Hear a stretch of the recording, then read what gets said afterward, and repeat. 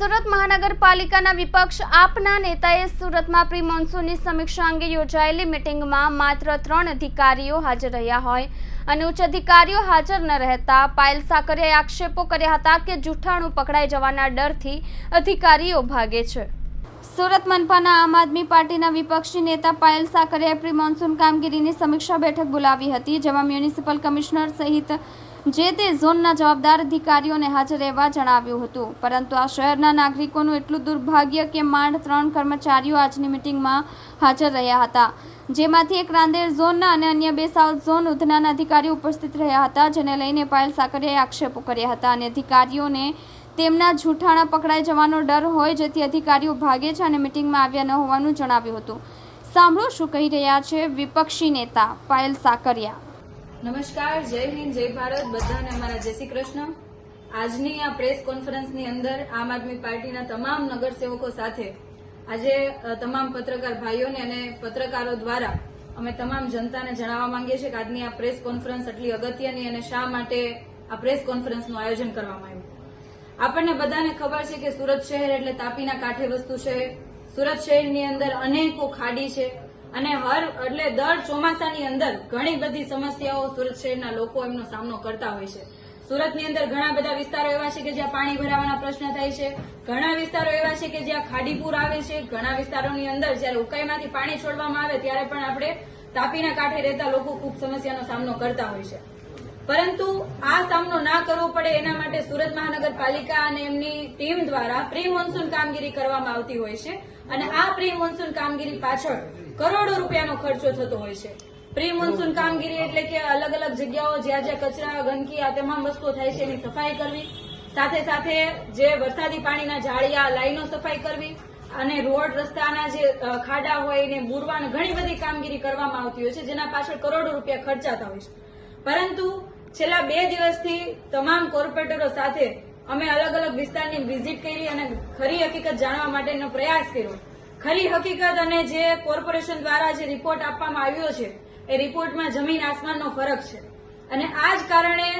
અઠવાડિયા પહેલા અમે કમિશનરશ્રીને નોંધ મૂકેલી હતી કે તમે તમારા અધિકારીઓ સાથે એટલે કે સુરત મહાનગરપાલિકાના અધિકારીઓની સાથે એક સમીક્ષા બેઠકનું જે આયોજન કર્યું છે એમાં તમામ હાજર રહે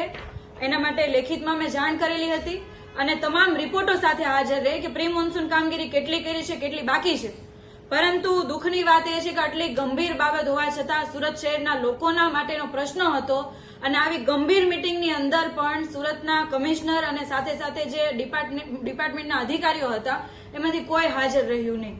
જે ખૂબ ગંભીર બાબત છે। અત્યાર સુધી ભારતીય જનતા પાર્ટીના શાસકો ભાગતા આવ્યા છે, મોઢું છુપાવતા આવ્યા છે, જવાબ આપવા પડે એટલે જતા રહેતા હોય છે, પરંતુ આજે પહેલી વખત સુરત મહાનગરપાલિકાના અધિકારીઓએ મોઢું સંતાડ્યું છે, કારણ કે એમની પાસે જવાબ જ નહીં હોય। ગઈકાલે જે અમે લોકોએ વિઝિટ કરી એમને ખ્યાલ આવી ગયો હશે કે તમામ કોર્પોરેટરોએ રૂબરૂ જઈને વિઝિટ કરી છે અને તમામ ફોટોગ્રાફ સાથે, તમામ માહિતીઓ સાથે અમને સવાલો પૂછશે તો અમે જવાબ કઈ રીતના આપશું, કેમ કે રિપોર્ટ જે બનાવ્યા એ ખોટા હતા, ખરી હકીકત કંઈક અલગ હતી, તો આજે આ મિટિંગની અંદર હાજર નહીં રહ્યા। આપણને બધાને ખ્યાલ છે કે દર વખતે પાણી આવે છે, પરંતુ આ શા માટે પાણી આવે છે ખરી હકીકત આ તમારા બધાની સામે છે। અલગ અલગ જગ્યાના જે ફોટોગ્રાફ જુઓ તમે, સાથે સાથે જે રિપોર્ટ છે રિપોર્ટ જુઓ, તમામ વસ્તુ અલગ હતી। અમારા વિસ્તારની અંદર, આખા સુરતની અંદર જ્યાં જ્યાં આપણે જોઈએ ત્યાં તમામ જગ્યાઓ ઉપર અને ગયા વર્ષે જેટલી જગ્યાઓ ઉપર પાણી ભરાયા હતા એ તમામ જગ્યાના સ્થળ સાથે અમે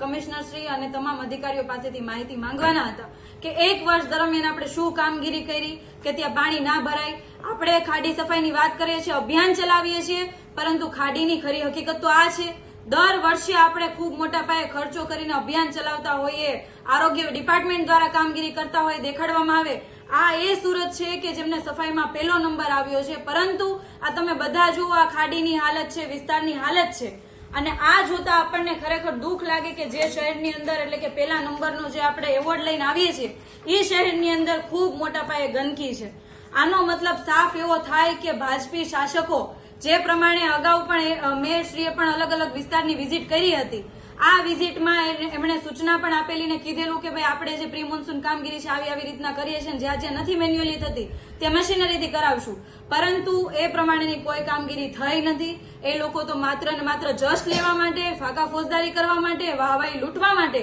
અને પોતાના કોન્ટ્રાક્ટરોના ખીચા કઈ રીતના ભરાય ને કોન્ટ્રાક્ટરો થકી પોતાને ફંડ કઈ રીતના મળે એના માટેનું દર વર્ષનું આયોજન કરતા હોય છે. આ વર્ષે પણ એવું જ આયોજન કર્યું છે. અત્યાર સુધી ભાજપી શાસકોએ મોઢું સંતાડ્યું અને ભાગ્યા, અને આજની આ ગંભીર મિટિંગની અંદર કમિશનર દ્વારા જે પ્રમાણેની બેદરકારી અને જે પ્રમાણેના અધિકારીઓ હાજર નથી રહ્યા એ લોકોને બિલકુલ ગંભીરતા નથી એ સાબિત થાય છે. અને આના કારણે હવે ભવિષ્યમાં જ્યારે વરસાદ આવશે ત્યારે અલગ અલગ વિસ્તારોની અંદર જે પ્રમાણે પાણી ભરાવાના પ્રશ્નો ઉભા થશે, ખાડી પૂર આવવાની સમસ્યા થશે. ગયા વર્ષે પણ ખાડીની અંદર એક બાળકનો જીવ ગયો હતો. આ વર્ષે એના માટે અમે વિચાર્યું કે ચલો આપણે રૂબરૂ જઈને જોઈએ અને આવું ના થાય ભવિષ્યમાં એના માટેનું આયોજન શું કર્યું છે અધિકારીઓ પાસેથી જાણીએ. પરંતુ આજે એ લોકોએ મોઢું સંતાડ્યું છે અને આશા એવી રાખીએ છીએ કે આ વર્ષના ચોમાસા દરમિયાન કોઈનો જીવ ના જાય અને લોકોને જે દર વર્ષે હાલાકી ભોગવવી પડે છે એ ભોગવવી ના પડે. પરંતુ હાલની પરિસ્થિતિ કંઈક અલગ છે અને આવનારા સમયની અંદર પણ ખાડીપુર આવવાની શક્યતાઓ હશે,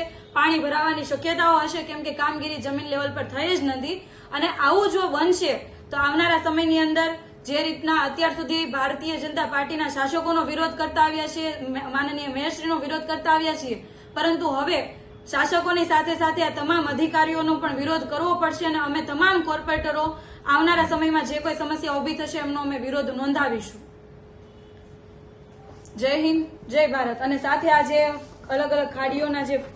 ફોટોગ્રાફ છે એ તમને બધાને, સુરત શહેરની જનતાને અમે બતાવવા માંગીએ છીએ કે આપણે લોકો જે પ્રમાણે ટેક્સ અને વેરો ભરીએ છીએ એ ટેક્સના વેરાનો જે ઉપયોગ છે કોન્ટ્રાક્ટરોના ખીચા ભરવા માટે થઈ રહ્યો છે.